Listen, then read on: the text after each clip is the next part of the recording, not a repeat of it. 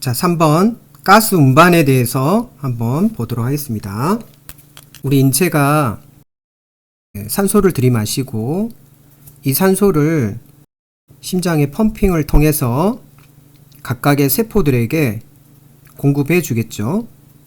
이때 이 혈액 속의 산소가 어떻게 운반해서 세포들에게 전달해 주는지, 그리고 세포는 이 산소를 받아들여서 또 에너지를 만들겠죠. 이 에너지를 만들고 나오는 노폐물을, CO2인 노폐물을 어떻게 허파를 통해서 밖으로 이렇게 내보내는지, 자, 이때도 어떻게 이산화탄소가 운반되는지에 대해서 보도록 하겠습니다. 첫 번째 산소가 있는데요. 산소는 혈액에 용해돼서 운반되는 것은 1.5% 정도 되고요. 이 헤모글로빈이라는 혈색소와 결합을 해가지고 운반됩니다. 대부분 이렇게 운반된다는 거죠. 이 헤모글로빈이라는 혈색소는 바로 적혈구 안에 있는 혈색소입니다. 원반처럼, 도너츠나 원반처럼 생긴 이러한 적혈구를 단면으로 이렇게 자르면 마치 아령처럼 이렇게 보입니다. 자, 여기에는 혈색소라는 헤모글로빈이 있어서 이 혈색소와 산소가 결합을 해서 운반되는, 마치 택시가 있는데 이 택시 안에 승객이 바로 산소겠죠. 이 택시 안에 승객이 본인의 목표 지점인 곳에 가기 위해서 이동을 하겠죠. 이 승객이 바로 산소라고 생각하면 되겠습니다. 그 승객이 도착하는 곳이 바로 세포가 되겠죠. 세포들에게 산소를 공급을 해야 되니까요. 자, 이렇게 대부분 이게 산소는 헤모글로빈이라는 혈색소와 결합을 해서 운반한다 라고 이해하시면 되겠고요. 자, 허파과리를 통해서 들숨을 통해 이 산소가 이제 허파과리 안으로 들어오겠죠. 허파과리 안으로 들어오면 이 허파과리에는 산소 농도가 많기 때문에 이 허파과리에서 모세혈관으로 산소가 이렇게 이동할 때는 바로 확산, 산소의 분압이 높은 곳에서 분압이 낮은 곳으로 이렇게 이동하는, 이게 바로 확산이라겠죠. 확산에 의해서 산소가 이동하게 됩니다. 자, 이동한 산소는 바로 적혈구 안에 있는 혈색소, 자, 헤모글로빈이라는, 자, 이게 빨간 이게 적혈구입니다. 이 적혈구 안에 헤모글로빈과 산소가 결합을 해가지고, 자, HbO2, 산소 헤모글로빈이 됩니다. 대부분은 이제 98.5% 정도는 이렇게 결합을 하고요. 1.5% 정도는 이렇게 혈장에 용해돼 가지고 이렇게 이동한다라고 이해하시면 되겠습니다. 적혈구라는 택시를 타고 산소가 이렇게 이동하다가, 그래서 이렇게 운반하다가 조직에 있는 세포, 이제 세포들이 오면 다시 이제 결합된 산소 헤모글로빈이 이렇게 분해가 돼서 헤모글로빈과 산소로 분해돼서 이 산소를 조직에 있는 세포로 보내주게 됩니다. 이때도 마찬가지로 이제 여기에는 조직의 세포 근처에는 산소 농도가 많기 때문에 많은 데서 적은 데로 이렇게 이동하는, 자, 이 부분을 확산이라 그랬죠. 그래서 조직의 세포들에게 산소를 공급해 줍니다. 그리고 여기에 이제 용해된 이 산소도 같이 이렇게 이동하겠죠. 자, 두 번째 이산화탄소가 어떻게 운반하는 건지 보도록 하겠습니다. 자, 혈액에서 용해돼서 운반하는 게 이것도 마찬가지로 한 10% 정도 되고, 헤모글로빈과 결합해서 운반하는 게 한 20%, 자, 20에서 한 30% 정도 되고요. 중탄산 이온 형태로 운반하는 것은, 자, 이게 70%에서 60에서 한 70% 정도가 중탄산 이온의 형태로 운반합니다. 그래서 이산화탄소는 대부분 중탄산 이온의 형태로 운반한다 라고 생각하시면 되겠고, 약간은 헤모글로빈과 결합해서 운반한다 라고 생각하시면 되겠습니다. 택시가 이렇게 승객을 세포에게 공급해주면, 이제 이 빈 택시가 있겠죠. 빈 택시. 이 빈 택시에 누가 탄다면요, CO2라는 세포에서 나오는 이산화탄소가 있겠죠. 이산화탄소가, 자, 이 헤모글로빈과 이렇게 결합을 해가지고 20% 정도 이렇게 결합을 해서 다시 허파 쪽으로 운반하게 됩니다. 대부분은 이렇게 중탄산 이온 형태로 또 운반해서 이렇게 이동한다라고 생각하시면 되겠는데요. 이 부분을 좀 더 화학식을 한번 보면요. 자, CO2가 혈액 속으로 들어오면 혈액 속에 있는 물과 결합을 하겠죠. 자, 그래서 이산화탄소가 물과 결합을 하게 되면 H2CO3라는 탄산이 됩니다. 자, 우리가 아는 탄산음료가 이게 탄산인데요.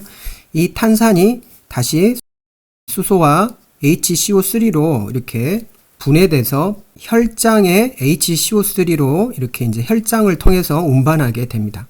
그래서 혈액 속의 CO2는 물과 결합해서 탄산을 형성하고 이후에 중탄산 이온 형태로 혈장에서 운반된다라고 이해하시면 되겠습니다. 조직에 있는 세포에서 산소와 영양분을 통해서 에너지를 얻죠.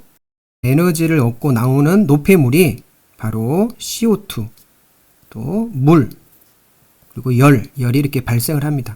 자, 그래서 이 CO2가 많이 발생하는데요.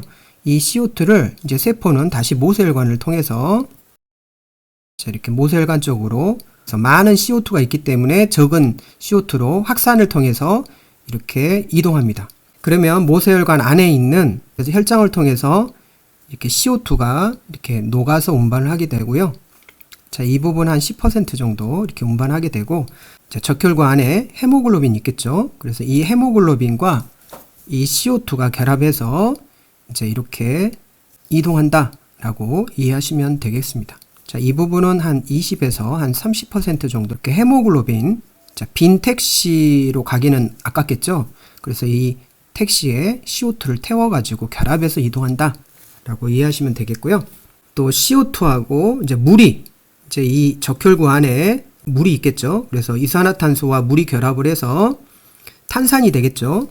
그래서 H2CO3라는 탄산이 돼서 이게 수소와 HCO3로 분해가 돼서 이 HCO3는 다시 적혈구 바깥에 혈장으로 나와서 이동을 한 다음에 다시 HCO3가 적혈구 안으로 들어가서 여기에 수소와 결합을 하게 되면 다시 탄산이 되고 탄산이 물과 CO2로 분해를 한 다음에 이 CO2가 다시 허파과리로 이제 확산에 의해서 이동하게 됩니다.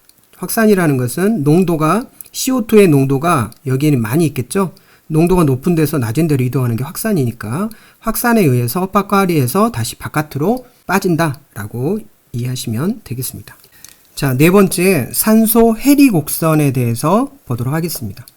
자, 여기서 해라는 것은 이제 벗을 해자입니다. 리는 떨어질 리죠. 박리되다, 떨어진다라는 건데요. 해리라는 것은 분리되거나 흩어져서 나뉘는 현상을 해리라고 합니다. 그래서 산소 해리 곡선이라는 것은 헤모글로빈의 산소 포화도와 의 관계를 그린 S자형 그래프를 의미하는데요. 이 산소를 분리되어서 세포들에게 이렇게 공급해 주기도 하고 또 산소가 결합을 해가지고 산소 포화도가 형성이 되는데요. 즉 산소 해리 곡선이라는 것은 이제 산소가 헤모글로빈에 얼마나 잘 붙어 있는지 또는 잘 떨어지는지를 나타내는 그래프다라고 이해하시면 되겠습니다. 자, 여기서 헤모글로빈의 산소 포화도라는 것은 포화도라는 의미가 가득 찰 포입니다. 화는 될 화자입니다. 자, 그래서 가득 찬 정도를 의미하는데요. 산소 포화도라는 것은 산소가 최대한 결합을 해서 가득 찬 정도를 의미한다라고 이해하시면 되겠습니다. 산소 포화도와 어떤 관계, 헤모글로빈 색소에 얼마나 잘 붙어 있는 것이 바로 산소 포화도고요. 해리라는 것은 이 산소가 잘 분리해서 떨어져 나가는 것. 자, 이 부분을 해리라고 합니다. 자, 이 부분은 그래프를 한번 보면서 설명해 드리도록 하겠습니다. 자, 알아둘 것을 보면요. 이 산소 해리 곡선의 이동에 대해서 나옵니다. 자, 오른쪽에 보면 이게 이제 S자 형태의 산소 해리 곡선의 그래프를 이제 의미하는데요. 이제 이 세로축에 보면 이 산소와 헤모글로빈의 포화도를 뜻합니다. 즉, 산소와 헤모글로빈이 결합해서 가득 찬 상태. 자, 이 부분이 이제 세로축이고요. 자, 이렇게 가로축에는 이제 여러분들 O2로 나왔는데 수정해 주세요. 자, 이산화탄소 분압입니다. CO2가 되겠고요. 이 이산화탄소가 증가되면 자 이렇게 오른쪽으로 이동하고 이제 이산화탄소가 감소하면 왼쪽으로 이동한다 라고 이해하시면 되겠습니다. 자 그래서 정상적인 혈액은 이렇게 이산화탄소 분압이 40 정도 되는데요. 자 이 부분이 이제 오른쪽으로 이동하면 자 이산화탄소 분압이 이렇게 증가됩니다. 80으로 이렇게 증가되면 이제 그래프가 오른쪽으로 이렇게 이동하고요. 이제 왼쪽으로 이동하는 경우에 보면 이제 이산화탄소 분압이 굉장히 낮죠. 자, 이산화탄소 분압이 낮다라는 것은 어떤 의미입니까? 굳이 산소가 세포에게 많이 필요하지 않다라는 거죠. 그러니까 산소가 이렇게 헤모글로빈과 많이 결합을 해도 된 상태라는 거죠. 하지만 이제 오른쪽처럼 이산화탄소가 이렇게 증가하게 되면, 많아지게 되면 굉장히 산소가 필요하다라는 것들을 이제 의미하죠. 자, 그러면 어떻게 됩니까? 산소와 헤모글로빈이 결합되어 있는 것에서 산소를 떼어내서 세포들에게 많이 공급을 해줘야 됩니다. 이때는 잘 떨어진, 분리해준다, 떼어내준다 라는 걸 의미하고요. 이제 잘 붙어 있느냐, 산소가 헤모글로빈에 잘 붙어 있느냐 라는 것은 이제 이게 그래프가 왼쪽으로 이동한다라는 것들을 알 수 있습니다. 자, 이산화탄소가 많다라는 것은 반대로 산소가 필요하다라는 것들을 의미하니까 산소를 잘 떨어뜨려서 세포들에게 공급을 해줘야 되겠죠. 자, 이게 산소 해리 곡선을 의미합니다. 자, 그래서 산소 포화도라는 의미는 산소가 가득 찬 정도이기 때문에 헤모글로빈 내의 철분이 산소와 결합하는 능력을 뜻합니다. 그러니까 헤모글로빈이 산소와 많이 결합을 하게 되면 산소 포화도가 증가하겠죠. 자, 이 헤모글로빈은 햄과 글로빈이 결합돼서 헤모글로빈인데요. 자, 이 햄은 철분으로 구성되어 있습니다. 결국은 철분이 산소와 결합하는 능력이다 라고 이해하시면 되겠습니다. 산소 해리 곡선에 영향을 미치는 인자를 보면 자, 온도에 따라서 이렇게 영향을 미치고요. pH, 수소 농도 이온 지수죠. 자, 2,3 dpg라고 하는데요. 디스포스포글리세레이트라고 합니다. 디스포스포글리세레이트를 보면 좀 이게 좀 어렵지만 자, 2번과 3번이 이렇게 있죠. 자, 이 부분은 2번 탄소와 3번 탄소가 G가 글리세레이트입니다. 글리세르산 분자에 2번 탄소와 3번 탄소가 각각 D라는 것은 이제 두 개라는 뜻이죠. 두 개. 포스포라는 것은 인산기가 붙어 있다라는 뜻입니다. 내용이 이렇게 좀 어려운데요. 일단 이렇게 여러분들이 좀 이해하시고 자, 이 부분 2,3 이 DPG는 포도당의 해당 과정을 통해서 생성되는 물질이다. 자, 이 물질이 하는 기능을 보면 적혈부에서 산소와 헤모글로빈이 결합을 방해하게 됩니다. 2,3 DPG가 헤모글로빈과 이렇게 결합을 하게 됩니다. 산소 결합력이 떨어진다라는 거죠. 산소가 헤모글로빈과 결합을 못하도록 이게 얘네들이 결합을 먼저 해버리기 때문에 산소가 결합을 하지 못하니까 이렇게 떨어져 나간다 라고 이해하시면 되겠습니다. 그리고 산소 분압과 자, 이산화탄소 이제 분압이 영향을 미치는데요. 산소 해리 곡선에서 봤지만 정상적인 혈액이 이렇게 있으면 산소 분압이 많아진다, 산소 분압이 높다 라고 한다면 이쪽으로 이동하겠고, 이산화탄소 분압이 높아진다 라고 하면 이쪽으로 이동하겠죠. 왜냐하면 오른쪽으로 이동한다 라는 것은 산소를 분리하기 때문에, 산소를 보내주기 때문에 이쪽으로 이동하고요. 이쪽은 산소와 결합을 하기 때문에 산소 분압이 높으면 산소와 결합을 하겠죠. 그리고 이산화탄소 분압이 높으면 상대적으로 산소가 많이 필요하니까 산소를 떼어내서 세포들에게 공급해준다 라고 이해하시면 되겠습니다. 산소와 헤모글로빈의 포화도를 의미하고요. 결합하는 정도를 의미하고, 자, 그래서 이산화탄소가 이렇게 많아지면 자, 오른쪽으로 이동하고요.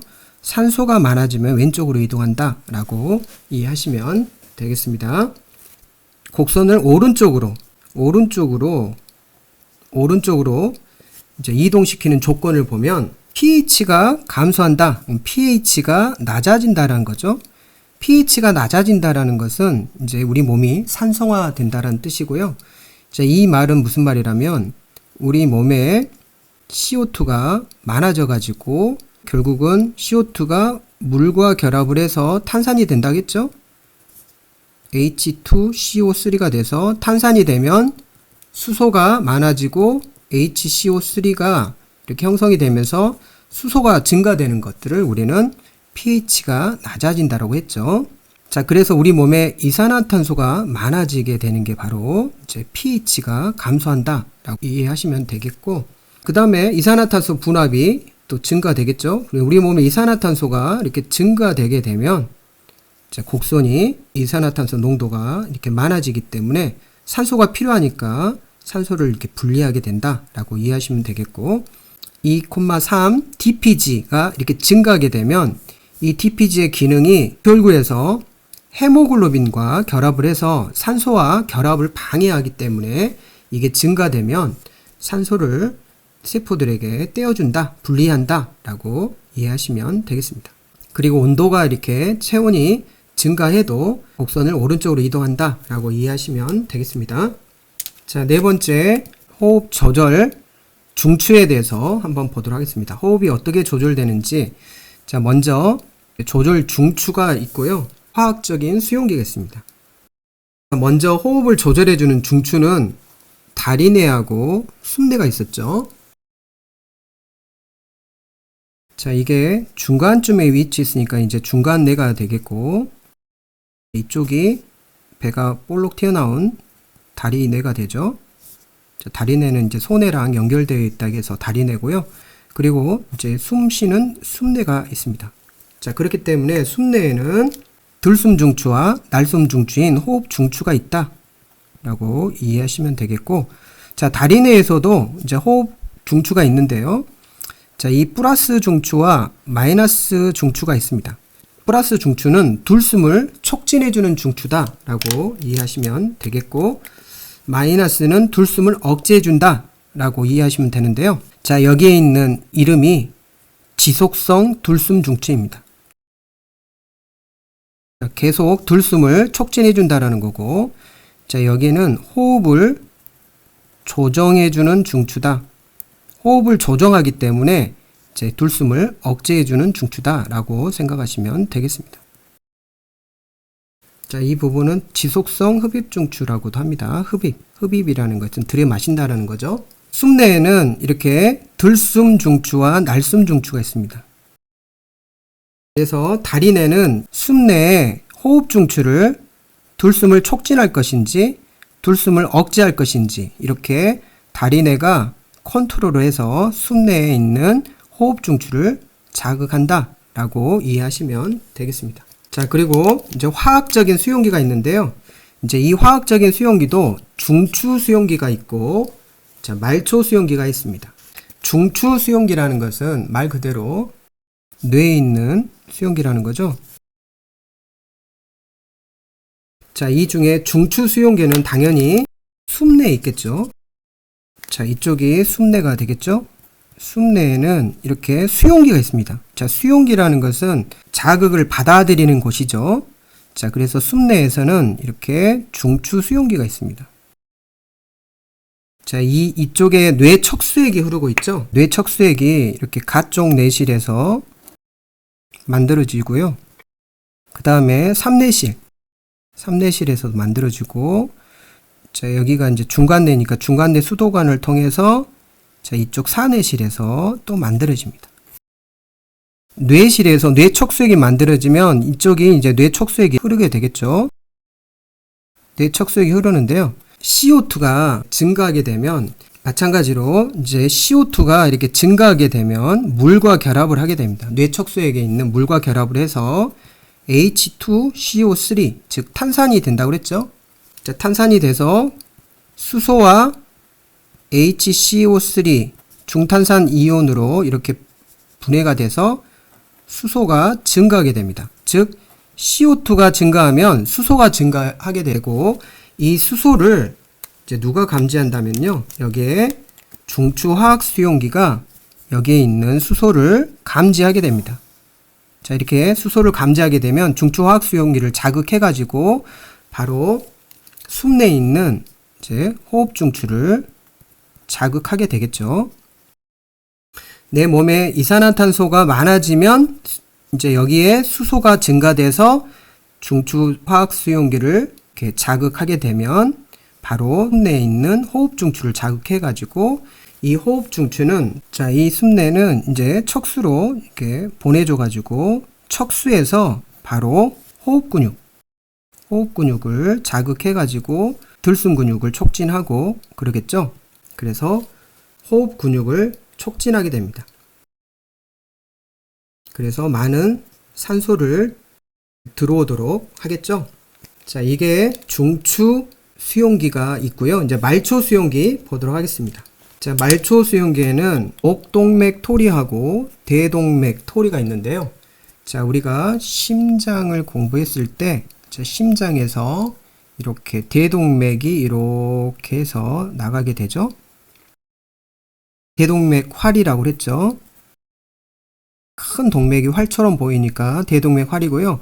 이 대동맥 활에서 자, 이게 머리 쪽으로 가는 동맥이 있고 자, 팔로 가는 동맥이 이렇게 나눠지죠. 머리 쪽으로 가는 거하고 또 이렇게 팔로 가는 자, 빗장 밑 동맥이 이렇게 나눠지는데요. 자, 머리로 가기 전에 목으로 가니까 이제 이쪽이 자, 목동맥이 되겠고 자, 목동맥은 이게 이제 속으로 가는 거, 바깥으로 가는 거 이렇게 갈라져서 온목 동맥이 됩니다. 자, 목으로 가는 동맥이 속과 바깥으로 갈라지는데요. 이 목동맥에 팽팽한 부분이 있습니다. 이 목동맥 팽대 오돌토돌한 토리가 이렇게 있습니다. 목동맥 토리라고 합니다. 목동맥 팽대는 혈압을 감지하는 수용기죠. 여기에 이제 호흡과 관련된 말초 수용기하고는 상관없고, 자, 여기서 목동맥 토리에서 제 혈액 속에 산소 농도가 낮아진 것을 민감하게 감지합니다. 산소 농도가 낮아지면 이 목동맥 토리라는 수용기가 자극을 받아서 바로 누구한테 전달을 해줍니까? 바로 숨내에 있는 중추한테 이렇게 전달해 주겠죠. 이 감각신경이 바로 9번 뇌신경인 혀인두신경입니다. 9번 뇌신경인 혀인두신경이 이제 감각신경도 있고 운동신경도 있는데 이 감각신경이 바로 숨내에 이렇게 전달을 해줘서 숨내의 호흡 중추를 자극하게 되고요. 자, 그 다음에 대동맥 토리가 있는데요. 이 대동맥 활 오돌토돌한 토리가 있습니다. 자, 이게 대동맥 토리인데요. 자, 이 대동맥은 온몸으로 가죠. 이 온몸으로 가는 곳에 이산화탄소 농도가 많아지면 안 되겠죠. 이런 혈액 속에 산소 농도가 낮아지면 바로 대동맥 토리가 또 감지를 하게 됩니다. 그래서 뇌로 가는 것도 중요하기 때문에 뇌로 가기 전에 목동맥 이 부분에 토리가 감지를 하고 온몸으로 가는 대동맥으로 가는 이제 이 부분에 대동맥 토리가 있어서 산소 농도가 낮아지면 바로 이 수용기가 감지를 해가지고 바로 또 숨내에 이렇게 호흡 중추에 전달하게 된다. 10번 미주신경도 혼합신경입니다. 감각신경도 있고 운동신경도 있는데 10번 미주신경을 통해서 숨내에 호흡 중추를 자극한다. 그래서 위에가 9번이고 아래는 10번이다 라고 이해하시면 되겠습니다. 자, 그래서 목동맥 토리와 대동맥 토리의 수용기는 산소 농도가 낮아지면 민감하게 반응하는 이러한 수용기고 9번 혀인두신경과 10번 미주신경을 통해서 호흡 중추를 촉진해서 이 숨내는 다시 이렇게 척수로 보내줘서 호흡 근육을 자극해서 들숨 근육을 수축한다 라고 이해하시면 되겠습니다. 헤링 브로이어 반사를 한번 보도록 하겠습니다. 자, 이 헤링이라는 사람과 브로이어라는 사람이 발견된 반사인데요. 자, 이 반사는 또 우리 몸을 보호해주기 위해서 존재하는데요. 허파가 이렇게 있다고 생각을 해봅시다. 자, 이 허파는 커졌다 작아졌다 하죠. 자, 그 허파 안에 허파과리를 이렇게 비교를 한번 해볼게요. 자, 허파가 과도하게 팽창하게 되면, 자, 허파가 이렇게 과도하게 팽창하게 되면 이 허파가리가 풍선이라고 생각해 보세요. 풍선이 계속 커지다가 과도하게 이제 커지면 펑 하고 터져버리죠. 그래서 이렇게 허파가리, 즉 허파를 보호해주기 위해서 허파가 과도하게 팽창하면, 자, 이걸 감지하는 수용기가 존재합니다. 이렇게 수용기가 존재해서, 자, 이 수용기가 바로 허파가 늘어나는 걸 감지하는 수용기라고 해서 신장 수용기라고 합니다. 신장을 감지하는 수용기가 존재해서 이게 과도하게 이렇게 커지면, 자, 여기에 있는 수용기들이 감지하고 이 수용기 가지돌기를 통해서 이렇게 전달해 주는데요. 이게 바로 10번 미주신경을 통해서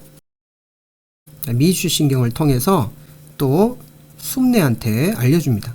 그래서 허파가 과도하게 커지면 10번 미주신경을 통해서 숲내, 호흡중추인 숲내에 전달되면 숲내에서는 허파가 더 팽창하지 않도록 둘숨을 억제시키는 반사입니다. 다시 숲내가,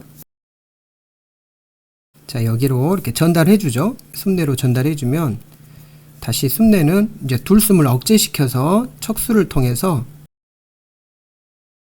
허파 주위에 있는 둘숨을 억제시키고 날숨을 촉진시키겠죠.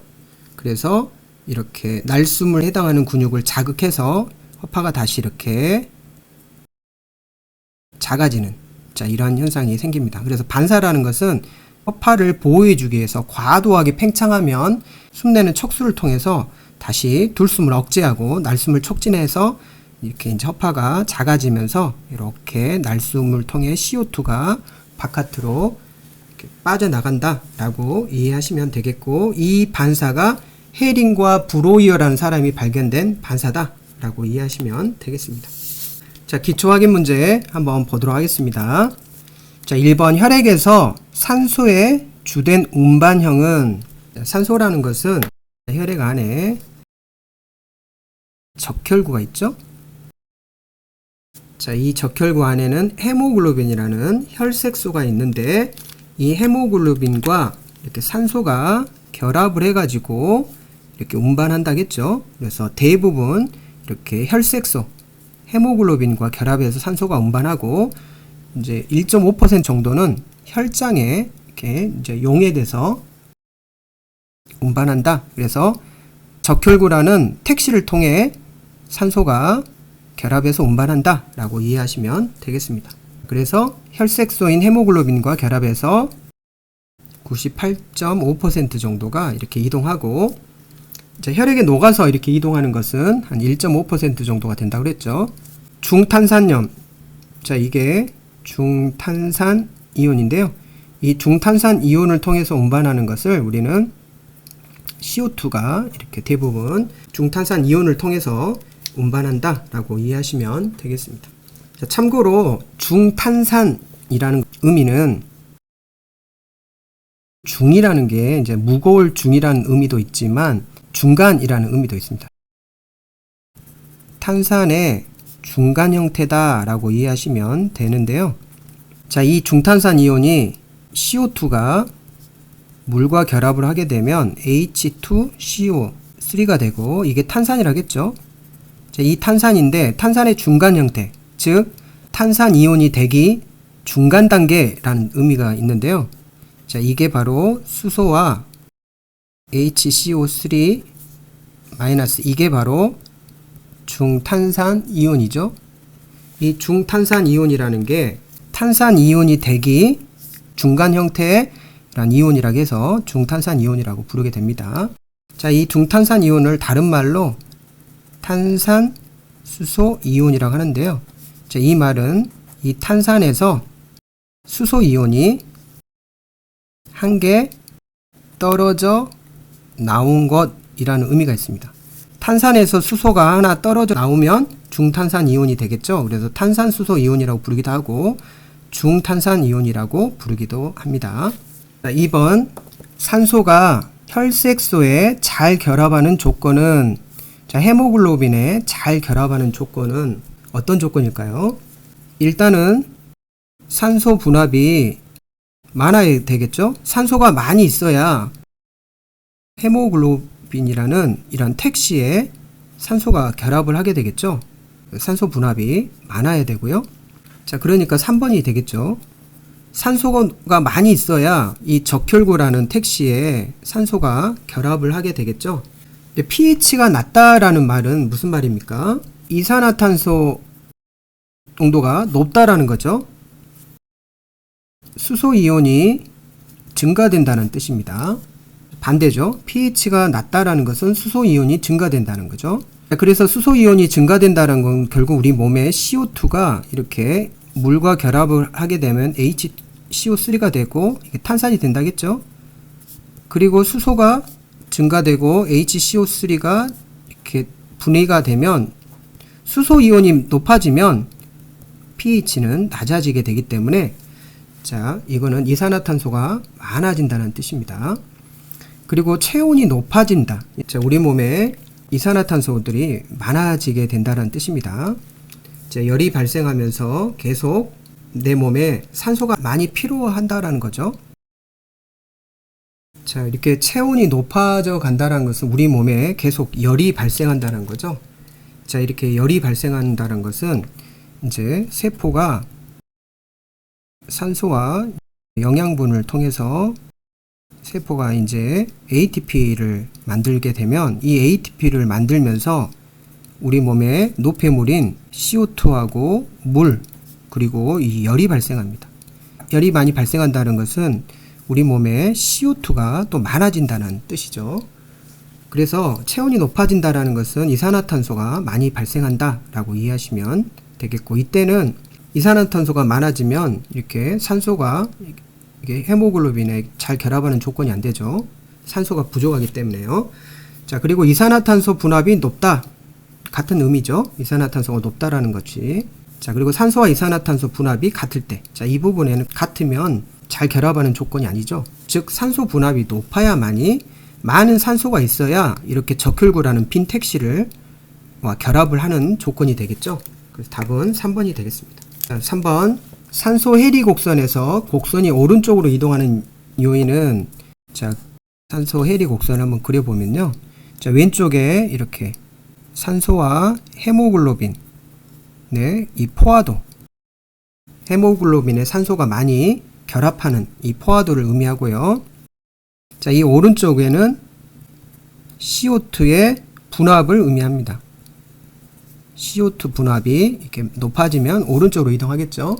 보통 정상적인 혈액에는 이렇게 숫자형으로 이렇게 있는데요. 자, 이 산소 해리 곡선이라 합니다. 이 산소 해리 곡선이 오른쪽으로 이동한다는 것은 우리 몸에 CO2가 많아진다는 뜻입니다. CO2가 많아지기 때문에 어떻게 됩니까? 우리 몸의 세포들에게는 산소가 필요하다는 걸 알 수 있죠. 산소 필요도가 증가하기 때문에 어떻게 됩니까? 산소가 많이 필요하니까 산소를 해리시킵니다. 해리. 산소를 세포들에게 내보내준다라고 하죠. 그래서 산소 해리 곡선이 오른쪽으로 이렇게 이동하게 됩니다. 산소 해리가 증가하게 된다. 자, 이렇게 이산화탄소가 많아진다라는 것은 우리 몸의 pH, 수소 농도가 높아진다는 뜻이니까 pH는 낮아지게 됩니다. 그래서 산소 해리 곡선에서 곡선이 오른쪽으로 이동하는 요인은 pH가 낮아지면 결국은 pH가 낮아진다는 것은 우리 몸에 이산화탄소 농도가 높아진다는 거고, 자, 이산화탄소 농도가 높아지면 물과 결합을 해서 탄산이 된 다음에 수소 이온이 증가되는 이제 이런 현상이 생기죠. 자, 그리고 체온이 떨어진다. 이제 체온이 올라가야 이산화탄소 농도가 이렇게 증가하게 되죠. 체온이 떨어지면 대사 기능이 떨어지기 때문에 우리 몸에 이제 열이 발생하지 않게 되는 거죠. 자, 그래서 이 부분은 체온이 올라가야 되는 거고요. 오른쪽으로 이동하려면 CO2 분압이 낮아진다. CO2 분압이 이렇게 올라가야 산소 해리가 많이 산소들을 세포들에게 공급해 주겠죠.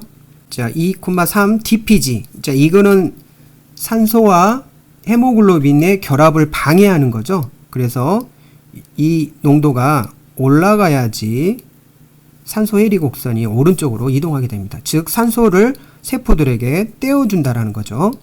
조직에 비해 허파에서, 자 이게 조직에 산소를 떼어서 조직에 이렇게 많이 보내줘야 하기 때문에 조직에 비해 허파에서가 아니라 허파보다는 조직에서 이렇게 산소들을 많이 떼어주기 때문에 공급을 해줘야 되기 때문에 산소 해리 곡선이 오른쪽으로 이동하게 됩니다. 그래서 답은 1번이 되겠습니다. 자, 반대로 왼쪽으로 이동하는 경우가 있죠. 자, 이거는 이렇게 산소와 헤모글로빈이 결합을 해서 이렇게 포화 상태인 상태를 의미합니다.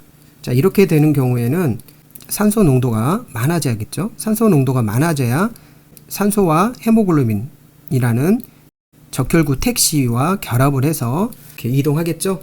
자, 4번 이산화탄소는 혈액에서 어떤 형태로 운반되나요? 자, 이산화탄소가 이렇게 이동하는 형태가 세 가지가 있었죠. 자, 이 혈액 속에 이산화탄소들이 노폐물이 나오면 이렇게 혈장으로 이동하는데, 자, 먼저 혈장에 이렇게 녹아서 이제 용해돼서 녹아서 이렇게 이동하는 경우가 한 10% 정도 있다겠죠? 혈액 속에 있는 적혈구에 있는 혈색소, 헤모글로빈이라는 혈색소와 CO2가 결합을 해가지고 이동하는 방법이 있고요.